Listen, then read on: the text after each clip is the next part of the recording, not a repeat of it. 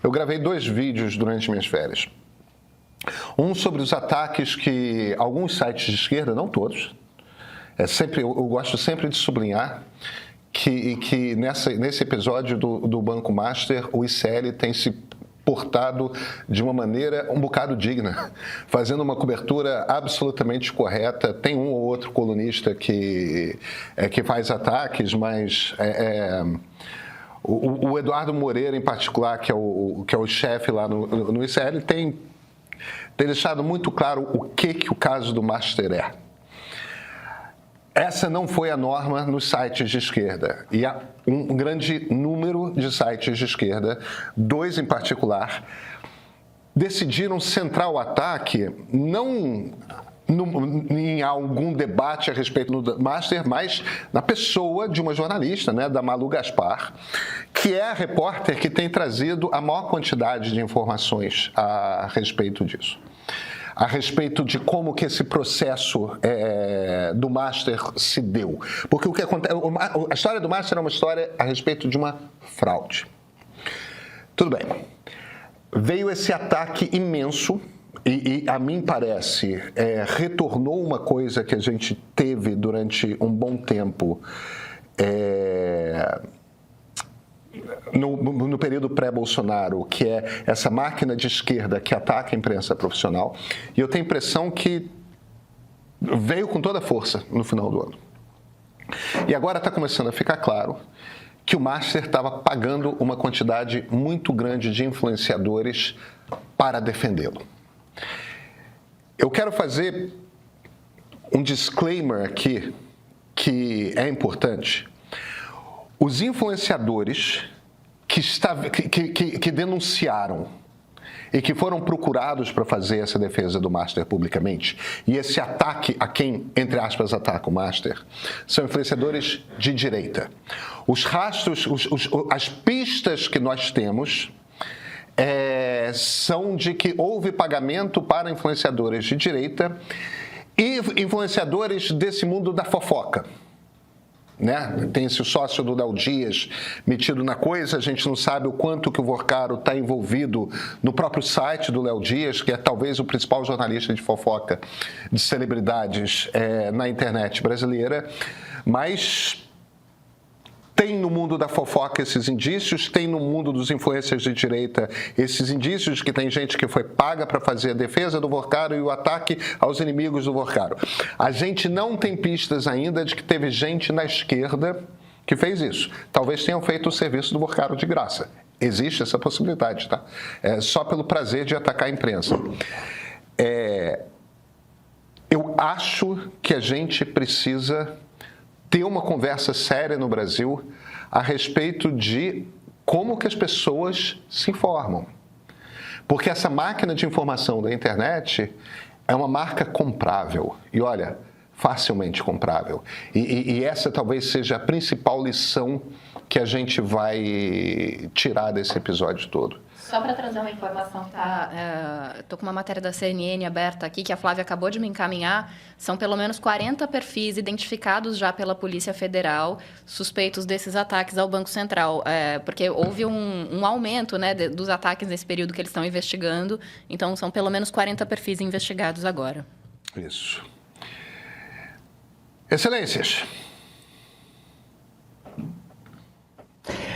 Eu deixo você começar, meu querido, porque você está aqui na sua coluna de sexta-feira, inaugurando o ano. Exatamente. Então, feliz ano novo. Feliz ano novo, Flávia. Vai, Luísa, Corinthians, desculpe. Pedro. Não vou poder deixar de... Pelo menos alguém aqui foi campeão em 2025. Infelizmente, não fui eu. Isso. Também não fui em 2024, 2023, 2022, 2021. Eu acho que fui pela última vez em 2014. Eu vou amarrar o Pedro aqui para ele não falar nada agora. Isso, Luísa, por favor, não deixe. O Pedro está querendo enumerar os anos em que ele foi campeão. E quantas vezes tudo que ele ganhou no passado foram umas 3 vezes, né? Eu prometo não contar os cariocas e as guanabaras, tá? Prometo que não entra. Por favor, exatamente. Não cometa essa indelicadeza. A gente não precisa. Quando eu penso no Master, eu me lembro, quando eu entrei na faculdade, no início dos anos 2000, a gente ouvia falar que a imprensa era vendida aos seus patrocinadores, ao governo. Para quem não está vivendo no mundo da imprensa, parecia ou uma verdade absoluta ou uma teoria conspiratória, que anunciantes têm seus interesses e que as empresas de comunicação teriam certas questões a respeito de colocarem matérias no ar que fossem contra o interesse dos seus anunciantes ou contra o interesse do governo da vez, seja qual fosse o governo. Na época era o governo Fernando Henrique e depois o governo do Lula. Depois nós tivemos o fenômeno dos blogs. E aí nós tivemos um enfraquecimento dessa capacidade de resistir. Então, em tese, a Rede Globo, apesar de movimentar recursos muito maiores, os seus patrocinadores trazerem à Rede Globo muito mais dinheiro, em tese ela tem uma capacidade maior de resistir a esse aliciamento do que um blogueiro que está na sua casa escrevendo. E nós tivemos, nos anos em que os blogs foram talvez a força maior de comunicação indivíduo na internet, antes das redes sociais, nós tivemos alguns casos comprovados de governos investindo em blogs simpáticos que faziam esse tipo de trabalho sujo, de atacar pessoas, de atacar jornalistas, de atacar veículos de imprensa, por dinheiro ou por afinidade ideológica. Era um gabinete do ódio antes das redes sociais e, mais recentemente, com o advento das redes sociais, com alguns influenciadores se tornando influentes, nós tivemos esse novo mercado se abrindo. O negócio é que até agora a gente aceitava muito bem que essas pessoas faziam publicidade de produtos. Eles faziam publicidade indicando produtos, que havia um negócio acontecendo ali, que havia um business dos influenciadores, mas que eles promoviam desejavelmente ou preferencialmente, abertamente, certos produtos. De uns anos para cá, as pessoas passaram a prestar atenção nos influenciadores que fingiam estar vivendo uma experiência natural, que fingiam estar falando de uma coisa que eles utilizavam, mas que estavam vendendo aquela opinião. Para mim, é muito natural que a evolução disso é que os influenciadores acabem por se tornar propagandistas de algum governo, de alguma ideia, de alguém que deseja fazer com que suas opiniões tenham uma certa função ali. E o mais grave no caso do Master é que não só a instituição Banco Central foi atacada, mas as pessoas que trabalhavam no Banco Central foram pessoalmente atacadas. Alguns desses perfis de fofoca colocavam fotos dos diretores do Banco Central em suas publicações. Acusavam um diretor em particular pessoalmente da sua ação deletéria enquanto diretor do Banco Central. Dizia que ele saiu deixando uma má impressão, que tinha... Isso é uma coisa gravíssima, porque a instituição Banco Central ainda tem uma capacidade, de resiliência muito maior.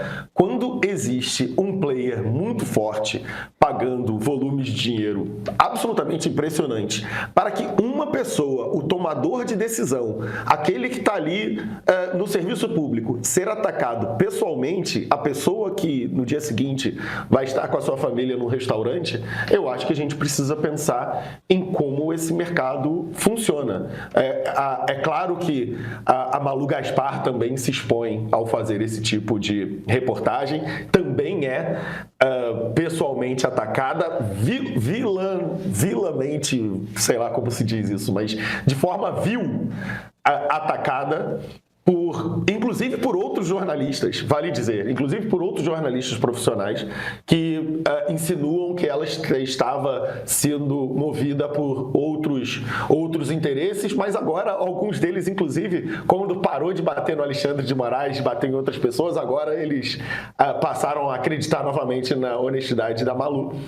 Mas quando isso ultrapassa o jornalismo profissional, ultrapassa as instituições e vai no tomador de decisão, eu acho que a gente está tratando disso num outro nível, porque tem um papel intimidatório ali que me parece novo. Os jornalistas, vocês são jornalistas, sabem disso, convivem com certas pressões diariamente, desde sempre, durante sua carreira. Mas o caso do Banco Master, na minha visão, inaugura um novo tipo de forma de espizinhar o tomador de decisão e ainda num perfil de fofoca, é uma coisa muito, muito baixa e envolvendo volumes muito gritantes de dinheiro. Então, acho que há alguns fatores nesse caso do Master que nos devem trazer uma reflexão que é mais do que comprar a opinião, é comprar uma máquina de ataque. A gente lembra muito como funcionava o gabinete do ódio, e boa parte do gabinete do ódio funcionava por motivações político-ideológicas. Agora a gente está vendo uma máquina funcionando por, bem, literalmente milhões, né? Segundo as reportagens, há notícias de contratos de milhões, e suspeito que no decorrer dessa conversa, outros influenciadores, talvez influenciadores muito maiores e mais relevantes do que os perfis de fofoca, vão aparecer vendidos para Daniel Vorcaro. E eu acho que eu estou contrariando uma resolução minha de ano novo e estou lendo tudo aqui no chat. A minha resolução de ano novo não foi não ler o chat em absoluto, porque, né, a gente gosta de interagir, a gente quer ouvir os nossos espectadores, trocar ideia é parte da essência do meio, mas eu vinha fazendo isso com alguma parcimônia, porque o ano vai ser longo e pesado, então você tem que dar uma filtrada. Mas hoje eu estou já aqui desde o começo, porque eu acho que esse assunto ele é um dos assuntos que tendem a mobilizar uma discussão muito importante, que tem tudo a ver com a missão do meio, inclusive, e que é muito importante fazer algumas dessas diferenciações que vocês dois já propuseram. Então, tem algumas pessoas aqui no chat nos questionando, tá, mas é crime um influenciador aceitar dinheiro? E aí estou falando da parte dos influenciadores, depois eu posso também fazer a minha análise sobre o caso da Malu Gaspar, porque embora sejam parte de uma voz pública, são naturezas muito diferentes do que aconteceu. A Malu Gaspar é uma jornalista profissional que é paga para apurar fatos e trazê-los à luz da sociedade. Isso é uma frente, e isso se chama jornalismo profissional. A outra é a parte dos influencers de diversas modalidades, então, influencer de finanças, de política, de fofoca e etc., recebendo dinheiro em contratos mais ou menos valiosos para fazer uma defesa, sem abrir que é publi, fazer uma defesa de uma instituição, ali no caso do Master, e, como você bem apontou, paralelamente, ou como instrumento dessa defesa, um ataque ao Banco Central. Não me parece que seja um crime necessariamente. A Polícia Federal sequer abriu um inquérito ainda. Então, assim, isso é parte das investigações. Esses influenciadores ainda não estão acusados de nada. O que houve até o momento são investigações sobre a atuação do Banco Master na relação ali, primeiro, nas fraudes bancárias que empreendeu, e segundo, depois, na tentativa de compra pelo BRB, e aí sim, na atuação do Banco Central na fiscalização disso tudo, e aí, durante essas frentes de investigação formais, apareceu, então, essa máquina de compra de opinião de influenciadores, certo? E isso não está criminalizado ainda, justamente a discussão é essa.